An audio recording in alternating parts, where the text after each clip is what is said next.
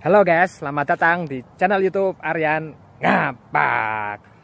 Oke guys, pada video kali ini Aryan Ngapak pengen berbagi info terkait dengan pengalaman fistula yang sudah sembuh yang saya alami ya. Jadi guys, ketika kena fistula kemarin saya rajin untuk terapi menggunakan air hangat yang ditaruh di sheet bed, kemudian dicampur cairan Dettol, dan itu saya laksanakan sehari 1 kali guys, dan itu akan menyebabkan lebih cepat kering lukanya.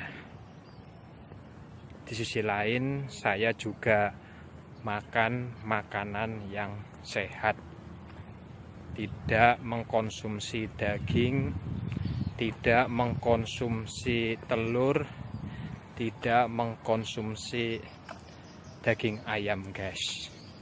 Yang saya konsumsi selama proses penyembuhan hanya sayur-sayuran, bubur. Jadi kalau terpaksa makan nasi, biasanya saya makannya nasi yang di blender, atau bisa kalian beli bubur ya guys. Biasanya saya makan nasi dicampur dengan wortel dan brokoli, kemudian di blender. Itu selama proses penyembuhan kurang lebih 2 bulan.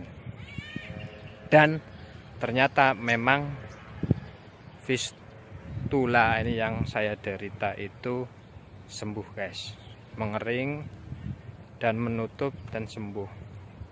Namun ternyata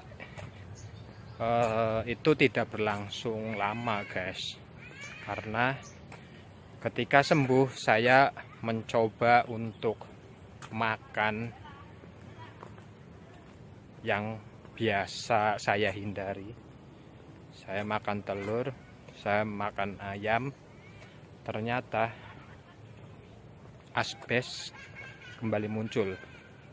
Sebenarnya tidak langsung muncul, hanya ketika buang air besar BAB itu sakit rasanya, perih guys anusnya. Dan setelah itu saya tetap maksakan untuk makan daging ayam. Ternyata tumbuh abses yang kecil guys, timbul benjolan kecil di anus, di pinggir anus guys. Nah, akhirnya saya berpikir ternyata kita harus menghindari makanan walaupun kita sudah sembuh guys dari penyakit ini. Kita harus menghindari makanan yang dipantangkan. Nah, akhirnya karena pengalaman dari itu, saya mencoba untuk menghindari lagi makanan-makanan yang menjadi pantangan. Dan enggak berselang lama, tidak ada 1 minggu, sembuh kembali guys. Nah, akhirnya saya bisa menikmati hidup seperti sedia kala sebelumnya, tidak terganggu oleh penyakit ini. Namun yang namanya orang ya guys, biasanya kalau di depan ada makanan yang enak, walaupun itu pantangan, biasanya tetap kita makan. Kita kalah ya guys, nafsu kita lebih besar untuk makan yang enak. Akhirnya saya terpaksa makan daging dan ternyata juga kambuh lagi guys. Kambuhnya tidak terlalu parah seperti semula, hanya perih ketika buang air besar. Sehingga kemudian saya menjauhi lagi makanan tersebut. Dan setelah saya coba untuk menghindari, sembuh kembali dan makan lagi, kambuh lagi. Nah, jadi berdasarkan pengalaman saya itu, intinya setelah sembuh, ketika kalian makan makanan yang dipantangkan seperti telur, daging ayam, kemudian daging merah, itu akan kambuh lagi di beberapa bulan setelah kalian sembuh. Tetapi setelah kalian melewati masa itu, sembuh kemudian kambuh lagi karena melanggar pantangan, sembuh kambuh lagi melanggar pantangan, dan akhirnya kebal juga pada akhirnya guys. Ketika kalian makan telur, kalian makan daging ayam, ternyata tidak menimbulkan luka lagi di anus. Itu yang saya rasakan. Jadi ternyata ada prosesnya guys. Dan alhamdulillah sekarang saya makan telur, saya makan ayam, saya makan daging, sudah tidak kambuh lagi.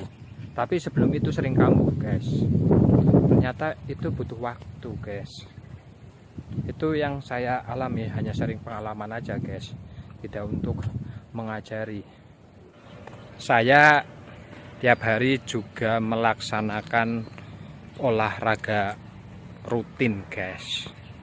Jadi dengan olahraga ternyata bisa menyebabkan penyakit yang saya derita ini lebih berkurang sakitnya guys. Jadi ketika kita makan pantangan yang dilanggar, kemudian kita olahraga, ini rasa perihnya itu bisa berkurang guys, berkurang banyak, hanya sedikit sakit saja. Itu kenapa saya rutin olahraga setiap hari guys, 30 menit.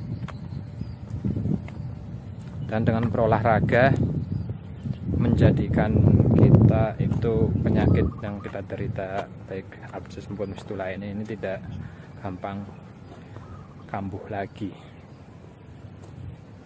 Dan jangan lupa guys, biar tidak sakit, tiap pagi wajib kalian makan pepaya, makan kates sebelum makan ya guys, agar pencernaan lancar, sehingga ketika kalian buang air besar ini tidak mengalami rasa sakit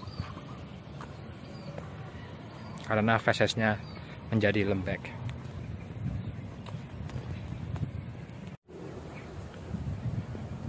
Nah, tetapi anehnya ya guys, kebetulan saya punya anak satu.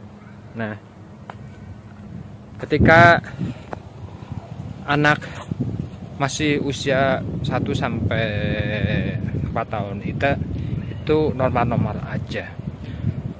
Tapi ketika menginjak 5 tahun itu kok sudah mulai ada gejala seperti saya, timbul abses seperti itu. Mas, di anak yang usia 5 tahun. Kadang-kadang saya berpikir, apakah penyakit ini menurunkan kepada anak ya, seperti itu.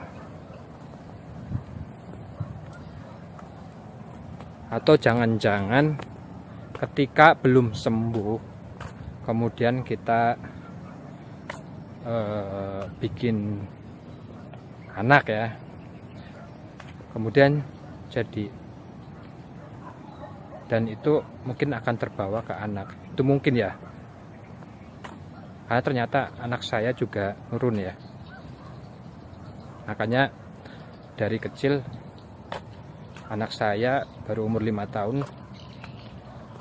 saya terapkan hidup pola sehat, hanya makan sayuran sama ikan saja. karena ikan juga sangat bagus untuk perkembangan kecerdasan anak. Saya tidak berikan makanan pantangan yang menyebabkan timbulnya penyakit ini. Nah, itu yang saya herankan, apakah benar penyakit abses dan fistula ini bisa menurunkan ke buah hati kita, ke anak-anak kita. Seandainya kita sudah sembuh, kemudian kita punya anak, apakah masih ada potensi anak juga terkena? Memang waktu itu, waktu saya masih terkena penyakit ini, anak saya lahir. Nah, ternyata di umur 5 tahun dia juga mulai ada gejala, guys, mulai timbul abses. Sehingga untuk mendeteksi sejak dini ya guys, tak suruh menghindari makanan yang dilarang. Dan itu ternyata juga sangat membantu. Anak saya tidak terlalu menderita jadinya. Tapi memang resikonya harus menghindari makanan yang dilarang. Oke guys, bagi kalian yang sedang berjuang untuk sembuh dari penyakit abses dan fistula ini, tetap semangat. Setiap usaha itu tidak akan mengkhianati hasil. Saya di sini hanya sharing pengalaman guys, tidak mengajari kalian harus seperti ini, karena itu pengalaman saya yang saya bagikan. Apabila memang teman-teman sembuh, ya itu memang dari Tuhan guys. Saya hanya mencoba membagi informasi untuk membagi sesama ya, karena ternyata di grup itu banyak orang-orang yang terkena penyakit ini, dan mayoritas pengobatannya memang pengobatan melalui obat-obatan dan operasi ya guys. Dan kebetulan saya memang takut ya guys untuk operasi, sehingga saya mencoba untuk penyembuhan melalui usaha sendiri ya, dengan terapi-terapi sendiri yang saya lakukan guys, dengan mencari informasi dari berbagai sumber.